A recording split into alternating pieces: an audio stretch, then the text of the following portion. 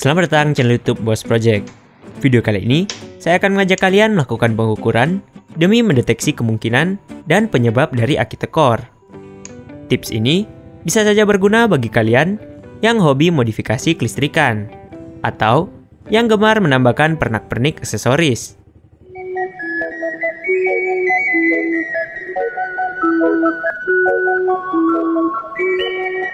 Selain itu, video ini juga akan menjawab pertanyaan terkait modifikasi kelistrikan lampu dari yang awalnya AC menjadi DC, namun dengan cara mengambil jalur langsung dari aki. Akankah aki tekor jika melakukan ini? Untuk dapat menjawabnya, mari mulai saja prosesnya. Langkah awal adalah menyiapkan alat ukur berupa multimeter. Sebenarnya, satu saja sudah cukup. Namun karena saya punya dua, jadi pakai saja keduanya. Tiap multimeter akan memiliki tugasnya masing-masing. Multimeter yang satu akan difungsikan sebagai voltmeter, sedangkan yang satunya lagi akan difungsikan sebagai ampermeter. Yang paling kalian butuhkan jika ingin mendeteksi penyebab aki tekor adalah yang difungsikan sebagai ampermeter. Minimal, kalian punya satu yang seperti ini. Multimeter yang difungsikan sebagai ampermeter akan dipasangkan secara seri terhadap aki.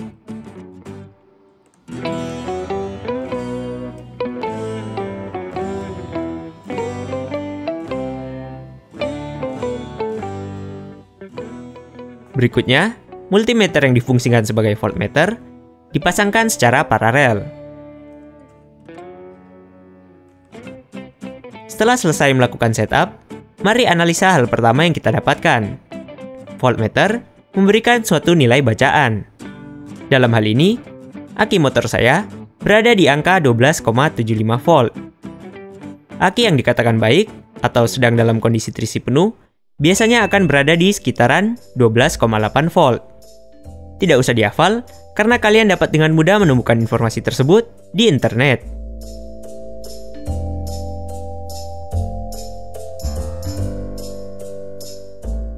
Jadi, memiliki aki dengan tegangan terbaca 12,75 volt bukanlah hal yang buruk.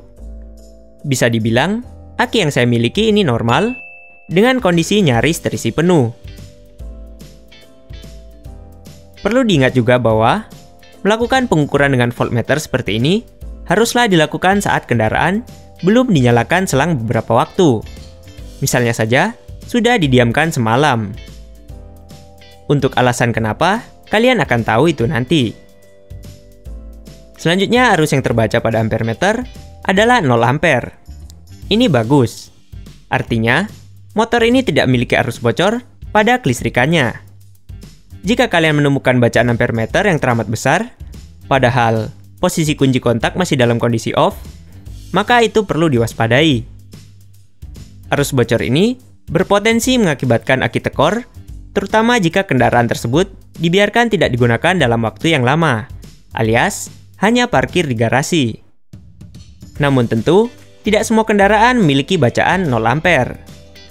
Beberapa kendaraan bisa saja memiliki arus bocor, dan itu wajar. Sebagai contoh, mobil Suzuki R3 di sini memiliki arus bocor sebesar 0,12 ampere.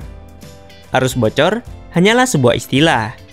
Bukan berarti bocor seperti air tumpah yang hilang entah kemana. Arus ini ada dan mengalir ke perangkat kelistrikan tertentu yang ada di kendaraan.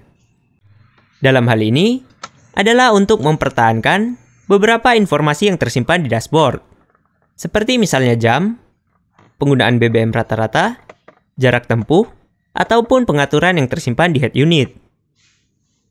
Seandainya arus tadi tidak ada, maka inilah yang terjadi.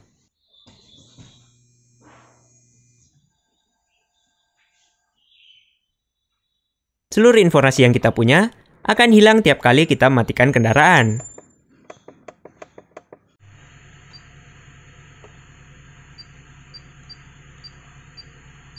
Besar kecilnya arus bocor ini juga tergantung dari perangkat variasi apa saja yang dipasangkan pada kendaraan.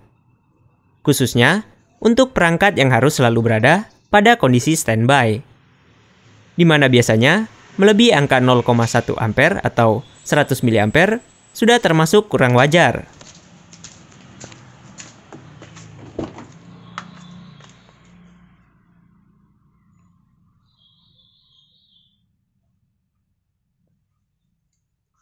Tapi kembali lagi, itu tergantung dari modifikasi apa saja yang telah dilakukan. Makin besar arusnya, makin buruk.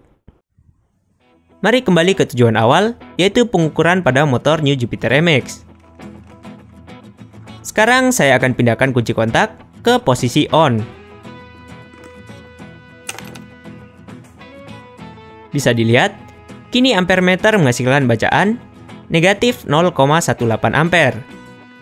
Tanda negatif menunjukkan bahwa arus sedang mengalir keluar dari aki. Dalam hal ini, arus tersebut mengalir menuju ke lampu panel speedometer dan CDI unit. Benar saja jika melihat spesifikasi CDI yang saya gunakan, yaitu BRT Power Max Dual Band, arus yang dibutuhkan oleh CDI ini ada pada rentang 0,1 hingga 0,9 ampere. 0,18 ampere tentu masih normal. Oke, sekarang saya akan menyalakan mesin. Pada posisi ini, jangan gunakan electric starter untuk menyalakan mesin. Kemampuan ampere meter di sini hanya mencapai 10 ampere maksimal. Sedangkan saat kita mengaktifkan electric starter, arus yang mengalir bisa saja mencapai 50 ampere. 5 kali lipat dari kemampuan ampere meter tentu akan merusak. Sebagai gantinya, saya nyalakan saja dengan menggunakan kickstarter. Saat mesin menyala, kita akan mendapati bacaan ampere meter yang naik. Dari negatif, sekarang menjadi positif. Ini bagus. Artinya, jalur pengisian berhasil menjalankan tugasnya untuk mengisi aki. Arus yang terbaca di sini adalah arus yang mengalir dari jalur pengisian menuju ke aki. Bisa disebut sebagai arus pengisian atau charging. Kalian juga akan mendapati bacaan voltmeter yang naik sesaat setelah mesin dinyalakan.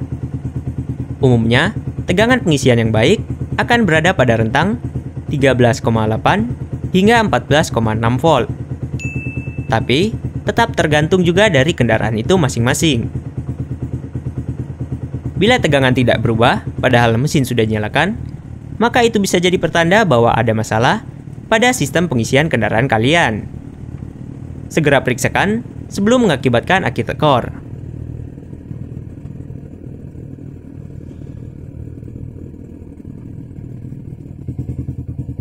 Pada kondisi ini, bisa dibilang sistem pengisian motor saya sedang baik-baik saja. Namun, semuanya berbeda saat saya menyalakan lampu-lampu. Ampere meter kembali menunjukkan hasil negatif. Tanda negatif tersebut diartikan bahwa arus mengalir keluar dari aki atau discharging. Tanda negatif ini juga memiliki artian bahwa jalur pengisian tidak mampu mengangkat beban lampu yang ada. Sampai-sampai aki harus membackup penyalaan lampu. Seperti yang disebutkan sebelumnya, modifikasi kelistrikan yang dilakukan adalah memindahkan lampu yang seharusnya ditanggung oleh jalur lampu, lalu dipindahkan ke jalur pengisian. Sehingga pada akhirnya, aki malah tidak kebagian jatah arus, yang seharusnya hanya untuk aki seorang. Parahnya lagi, si aki malah menomboi arus. Jadi ya, lucu. Mesin nyala, bukannya ngecharge aki. Yang ada, malah isi aki terus berkurang.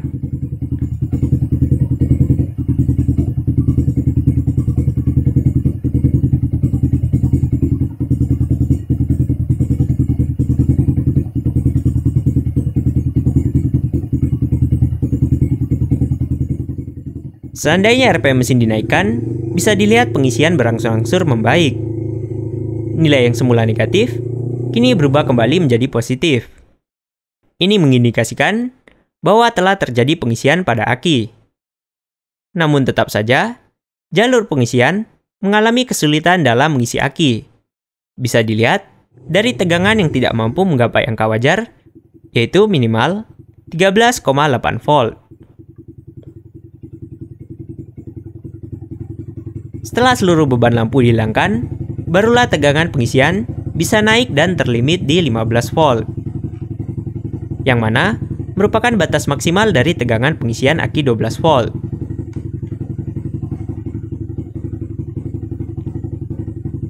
Proses pengukuran telah selesai. Untuk mengakhiri, saya akan matikan mesinnya. Jika kalian masih ingat, tadi saya sempat mengatakan ini. Melakukan pengukuran dengan voltmeter seperti ini haruslah dilakukan saat kendaraan belum dinyalakan selang beberapa waktu. Misalnya saja, sudah didiamkan semalam. Untuk alasan kenapa, kalian akan tahu itu nanti. Alasannya adalah ini. Kalian akan mendapatkan bacaan tegangan aki yang salah jika mengukur aki saat baru saja di-charge atau saat setelah mesin menyala.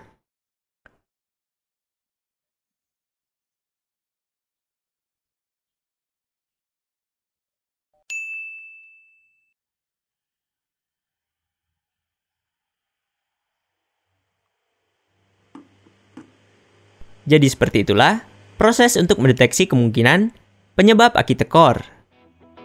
Dengan begini, maka saya sudah memiliki data-data yang diperlukan.